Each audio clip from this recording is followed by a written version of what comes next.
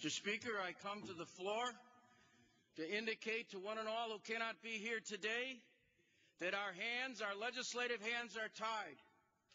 We have no opportunity, even though we pleaded with the Rules Committee to give us an opportunity to be able to speak on alternatives to this resolution. You have heard that this resolution is in support of the troops. It is not. You have heard that this resolution is in support of the war on terrorism. It is not.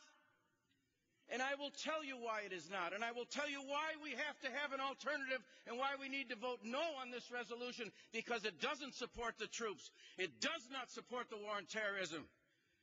The people in this resolution that are referred to, the honored sacrifice that has been made by the armed forces of the United States, is supposedly on behalf of someone called Prime Minister Nouri al-Maliki, a man who today said that he was going to engage in conversations with terrorists who have murdered Americans to give them amnesty. This is the amnesty resolution. To vote for this resolution is to vote for those who support amnesty for those who kill American troops. This is the government we're supposed to be standing up and defending. The very freedom that gives that prime minister the possibility of speaking to the terrorists has been won by the blood and sacrifice of American troops. This is the amnesty. This is the amnesty resolution. There are people on this floor who will not grant amnesty to people who cut their lawns, who wash the dishes in the restaurants they eat in.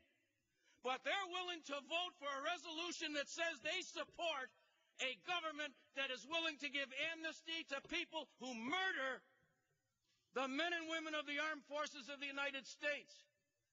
Now, I'm not going to do that. And if you disagree with that interpretation, give me the right to put it on the floor for a vote, and let's see who wins the hearts and minds of the American people, not the Iraqi people, as to who's really supporting the troops and who is really willing to fight a war on terror. This is nothing but a resolution confirming the existing administration policies.